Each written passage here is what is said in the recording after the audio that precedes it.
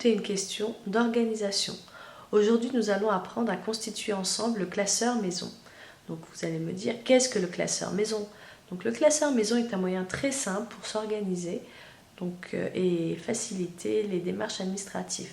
Donc dans un classeur, nous allons rassembler les différentes informations que nous avons besoin au quotidien.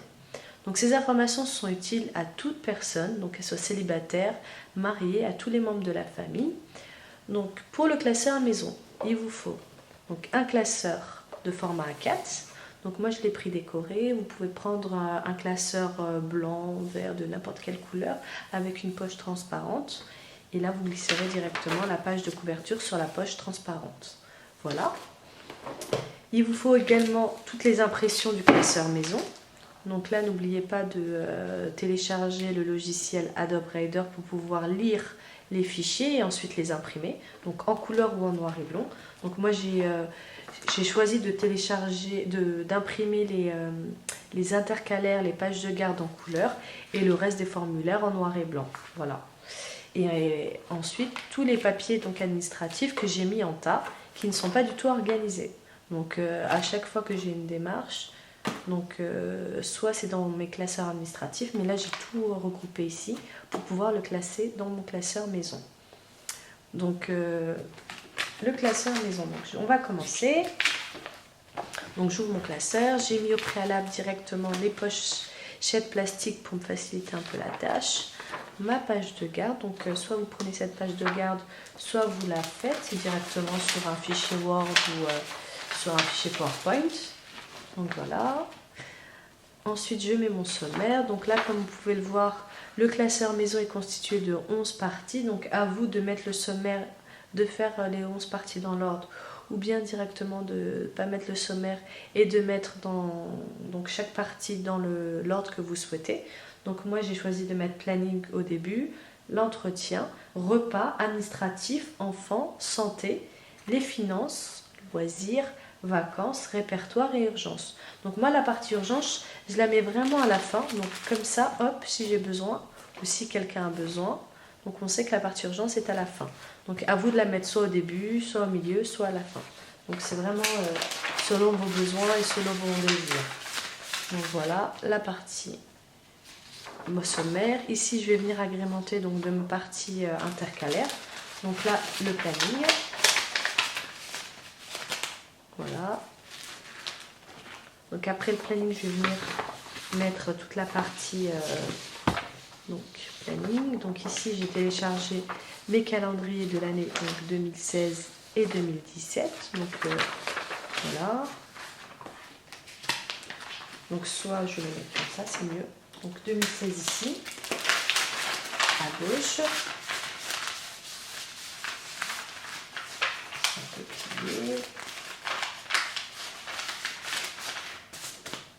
Voilà, et 2017 par là. 2017.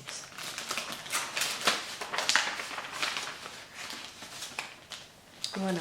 Ensuite, je vais mettre directement mes calendriers par mois. Donc, ce qui est bien dans ces calendriers, c'est que ici, comme je les ai créés, j'ai mis les jours. Tout ce qui est partie lunaire, c'est intéressant de savoir. Et là, donc, on peut inscrire directement tous les événements importants. Voilà. Donc ça, je vais venir le mettre page par page directement ici. Ok. Donc après, on a la partie entretien. Donc là, je vais laisser 6 pages. 1, 2, 3, 4, 5, 6. Donc pour les 12 mois de l'année.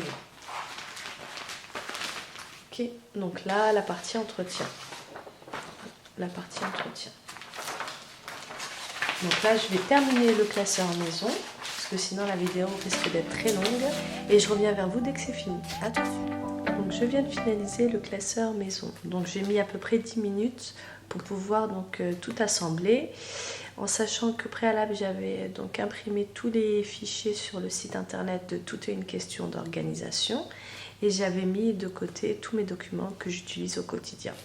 Donc, je vais vous présenter mon classeur maison, donc ma page de garde en couleur que j'ai imprimé en couleur, donc le classeur maison. Ici j'ai mon sommaire avec donc les 11 parties. Donc on a la partie planning, la partie entretien, la partie repas, administratif, enfants, santé, finances, loisirs, vacances, répertoire et enfin on termine par urgence. Donc la partie planning où j'ai mon planning annuel sur une page 2016 et à côté 2017. Ensuite j'ai donc directement le planning par mois, donc pour tous les mois jusqu'au mois de décembre. Donc là je peux indiquer tous mes événements, les anniversaires, les rendez-vous, etc. pour pas oublier. Ici donc la partie entretien, donc j'ai ma routine hebdomadaire, donc directement par période, donc quotidiennement, hebdomadairement, mensuellement et trimestriellement. La partie repas. Donc ici j'ai mon menu de la semaine, je ne sais pas si vous arrivez à voir. Voilà, donc mon menu de la semaine, donc ici je vais indiquer soit au crayon papier, donc le menu de la semaine, donc le déjeuner, le dîner et les courses à noter. Et sinon je peux écrire au Velleda et effacer par la suite. Ici j'indiquerai donc mes idées de menu. Là j'ai imprimé des listes, une liste d'idées de menu. Après la partie administrative. Donc sur la partie administrative c'est très simple. Donc je mets directement la poche, donc la fiche qui correspond au document. Et derrière je mets tous les documents. Donc généralement je mets des photocopies en plus. Comme ça j'ai pas à faire la photocopie si j'en ai besoin. Et j'ai plus qu'à sortir le document de la pochette. Donc la partie livret de famille et acte de naissance. Ici est justificatif de domicile. Donc tout ce qui est EDF, téléphone. La partie impôt, donc là moi je garde généralement 2 années, donc pareil des photocopies, les originaux ils sont placés dans mon classeur.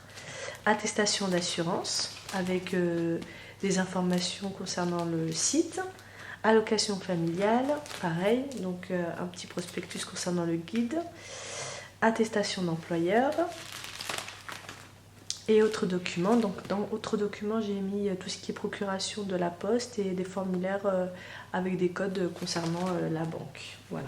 Enfants, donc comme j'ai 2 enfants, donc j'ai imprimé le formulaire crèche. Donc là c'est le document de la crèche.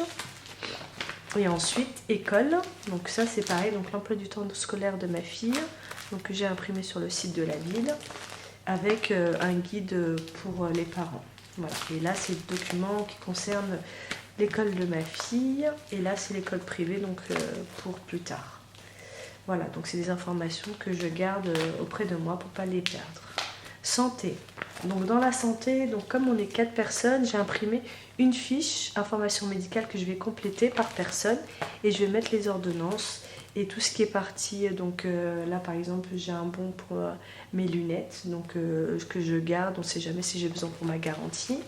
Donc voilà, tout ce qui est carte de groupe sanguin également pour les adultes.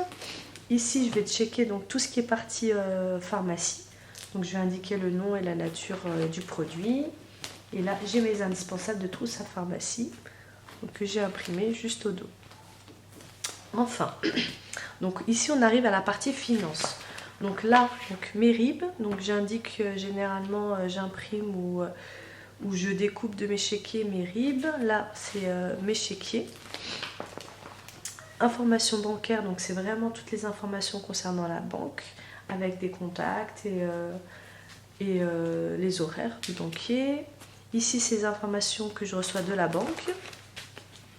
La partie loisirs. Donc la partie loisirs, ici, j'ai un fichier qui est déjà imprimé où j'ai directement le nom, la description du loisir, le lieu et ainsi que le prix. Là, j'ai tous mes flyers donc, de loisirs, donc les sorties que je garde. Donc c'est déjà des sorties que j'ai déjà effectuées ou des sorties que je souhaite faire. Donc je les regroupe dans cette pochette. Et là, c'est des tarifs de sortie, pareil. Les vacances. Donc pareil, je vais mettre des dépliants de voyez ce que j'aimerais effectuer. Et là, mes indispensables vacances, donc c'est pratique parce qu'on peut le retirer de l'anneau, du classeur. Et lorsqu'on prépare sa valise, on a directement donc l'indispensable sous la main et on peut préparer ses valises avec, pour ne rien oublier.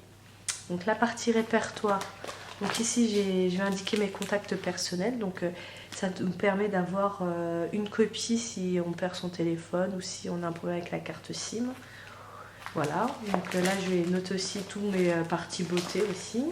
Contact technique. Donc pareil, identique. Donc je vais regrouper donc toutes les informations concernant les contacts techniques. Ça peut être l'électricité, le gaz, l'eau, la sécurité sociale, la mutuelle, internet. Ensuite, les contacts médecins. Donc ça c'est vraiment pratique parce que généralement on cherche les coordonnées. Donc là tout est regroupé sur cette fiche. Mes identifiants. Donc là je vais indiquer le nom, le site web, l'email et le mot de passe. Je vais essayer de faire un code, donc soit à l'envers, soit de gauche à droite, soit en mettant un truc pour pas que derrière on ait forcément le mot de passe et l'identifiant, c'est trop simple. Voilà, donc ici j'ai mes informations de code, là les informations donc, de mon véhicule, les informations donc, de garantie. Donc ce qui est pratique, c'est que vous avez le nom du marchand, le produit ainsi que la marque, la date d'achat, le numéro de commande, la durée de garantie et le numéro de série. Donc comme ça, on n'a pas à chercher sur l'appareil, comment dire, sortir de sa place, etc. pour avoir le numéro de série lorsqu'on a quelqu'un au téléphone. Ici, tout ce qui est partie urgence, donc ça c'est pratique parce que les pochettes, on peut les retirer. Si on peut appeler à l'extérieur au cas où il y en a si dans la maison ou si par exemple, je ne sais pas si on n'est pas là et que quelqu'un souhaite nous contacter. Donc pareil, on a les informations des parents, travail maman, travail papa. Ici c'est les numéros utiles et les numéros en cas d'urgence. Voilà, donc là c'est un prospectus que l'école nous a donné pour un incident majeur et on finalise par des notes. Donc là on peut mettre des films, le nom des livres à lire, des penses bêtes, voilà. Donc j'ai finalisé mon classeur maison. Donc comme vous pouvez le voir, il n'est pas assez épais, pourtant il y a tous les documents qui me sont nécessaires pour mon organisation du quotidien. Donc il mesure à peu près 7-8 cm, voilà à peu près. Donc ça je vais l'installer sur mon bureau à côté de moi. Comme ça quand j'ai des démarches à faire, j'ouvre mon classeur, la partie que je souhaite et c'est pratique. Voilà, donc j'espère que cette vidéo vous sera utile. Dites-moi en commentaire donc, ce que vous en pensez, si vous allez faire le classeur maison et je vous dis à bientôt. Au revoir.